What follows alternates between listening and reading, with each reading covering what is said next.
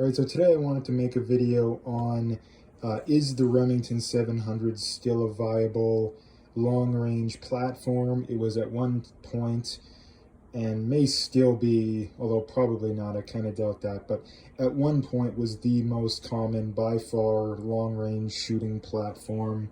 The military used it, police used it, basically, most long-range shooters used it. Nowadays, it's definitely more your custom guns.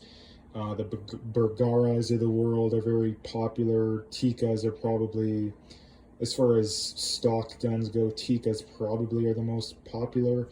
Why did I choose to get a Remington 700? Is that I couldn't find, I wanted to get a Tika because I really like the Tikas, but the Remington was quite a bit better price, at least for the one I wanted. The problem with most of the Tikas, at least in Canada, is they don't come with muzzle brakes, or they're not threaded, so you'd have to pay like $200-300 to get it threaded. Just a little expensive in my opinion, especially for more of a base model gun. So I went with a Remington because you could find these barreled actions for about $800 to $900. I ended up getting one for $750 plus tax. Again, for a Tika comparable, number one, you can't get barreled actions in Canada, at least from what I could tell.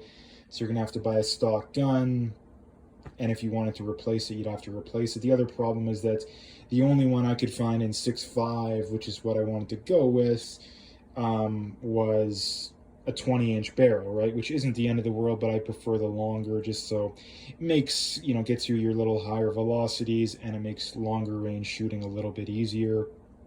It does have its benefits, but in my mind, I wanted something preferably around that 24 range, which is exactly what this is.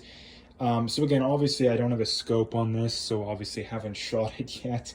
I'm still just trying to decide on which scope I'm going to get. Again, why did I choose the 700? Because again, as far as the price point goes, it was the best bang for the buck, in my opinion, right? It's very easy to spend a lot more money on a gun and get a high quality gun, but I wanted something that's still not insanely expensive. Now again, all in on this gun is about 1800 Canadian. I did get it for a little bit less because I bought the chassis, and all the MDT stuff was on sale. I got the barreled action was, I think, $50 off, so I did save a little bit on that end. But again, if you were to pay full price, you're looking at about 1700 to 1800 for all of this stuff, including muzzle brake, which I don't have on yet, for this setup. Now that's Canadian. American, that's probably about 1200. So again, I wanted something that you could get that is a viable long-range platform that you can shoot out to at least 1,000 yards, which with, let's say, on the high end, half MOA, on the low end, 1 MOA, preferably in that 3/4 or half MOA range, but not spend a ton of money. Now, that's easier said than done. But again, I think as far as the price point goes, this is about as good as you're going to get. Americans probably have a lot better selection. Well, I know they have a lot better selection.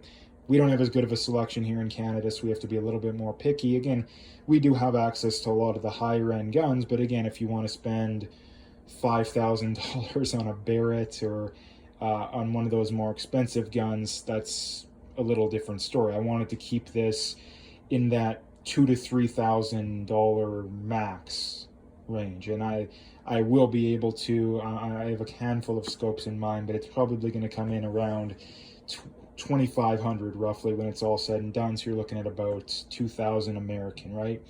I think that it's going to be plenty to get out to 1,000 at below a half minute. May take a little bit of working, may have to play around a little bit with the ammo, but I do think it can be done. So again, I'm probably going to get a chance to shoot it within the next month, depending on how much snow we get going forward.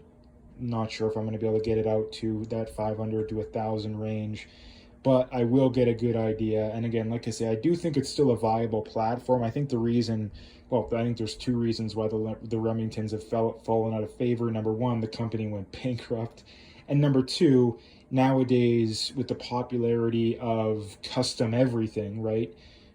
No one wants a Remington anymore. They're kind of the boring, forgotten way. Nowadays, you got custom everything. Why would you not want custom everything? Now, this is custom to some degree, right? I guess you can't see it in here. I got a custom trigger. It is a um, trigger tech.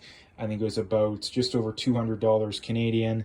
So yeah, I mean, like I say, nothing too fancy. That is the one problem with the Remingtons is the stock triggers that come on them are pretty terrible, and even some of the better ones too. It's not like it's just this one or that one. It's pretty much every single Remington 700, from what I could tell, has a bad stock trigger. Like it was brutal. Like it was like you couldn't get it below like 5 or 6 pounds, right? And again, the trigger tech is absolutely amazing, at least compared to the other one, and compared to any other stock trigger I felt. So like I say, I think that this is going to be a viable platform. I wanted something that the average person can actually, comprehend and understand, because if you see these guys on YouTube or on social media with their $10,000 setups, kind of hard for the average person, who's just getting into the industry.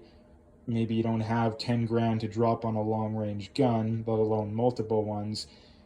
This is something that's actually going to be more realistic. Now, again, I know there's the guys out there that, oh, my $1,000 hunting rifle can get out to 1,000. Yeah, that there is guys that can do that, but realistically, and not to mention too, is there's a big difference, I believe, between can do it and consistently does it, right? I think that there's a big difference between that, and I also think that there's a big difference in that this is a heavy barrel, right? And then long range guns typically have heavy barrels, which means, yeah, you can shoot a 1 MOA group at 500 or 1,000 yards with your hunting rifle, but can you do it after you've popped off 5 or 10 rounds in a minute or two or whatever, right?